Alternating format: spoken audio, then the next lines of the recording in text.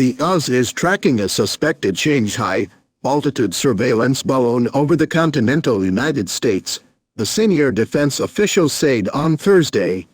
The Pentagon has been tracking the balloon for several days as it made it. The balloon is currently traveling at an altitude well above commercial air traffic and does not present a military or physical threat to people, the ground, Ryder said, adding that the US military decided against shooting the balloon down while the balloon's current flight path carries it over a number of sensitive sites. The official said it does not present a significant intelligence-gathering risk. The balloon is assessed to have limited additive value from an intelligence collection perspective, the official added. The US believes Chinese spy satellites in low Earth orbit are capable of offering similar or better intelligence, limiting the value of whatever Beijing can glean from the high-altitude balloon, which is the size of 3 buses.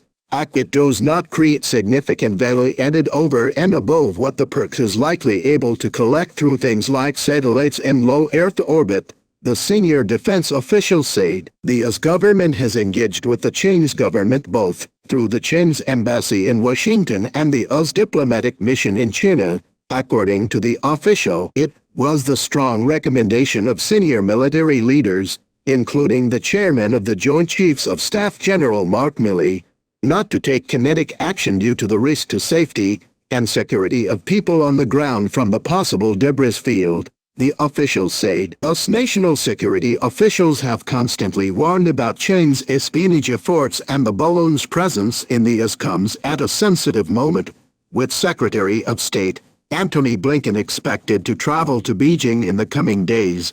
The significant trip means to follow up on President Joe Biden's meeting with Chinese President Xi Jinping last year. Biden has declared China America's most consequential geopolitical challenge, and competition between the two major global military powers is intense.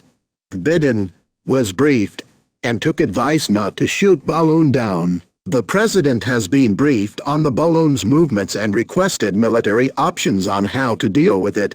According to a senior administration official, Biden took Milley's advice not to order the balloon shot down, and the official stressed that it does not pose a military threat, emphasizing that the administration acted immediately to protect against the collection of sensitive information. The senior defense official mentioned reports from Wednesday about a ground stop at Billings Airport in Montana and the mobilization of assets, including F-22s. The context for that was, it would put some things on station in the event that a decision was made to bring this down while it was over Montana, the official said.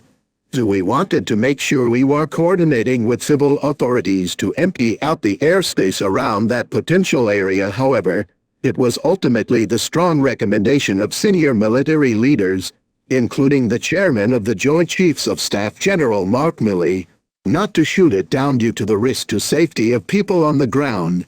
Why not shoot it down? We have to do the risk-reward here, the official said. So the first question is, does it pose a threat? A physical kinetic threat to individuals in the United States in his homeland, or assessment is it does not?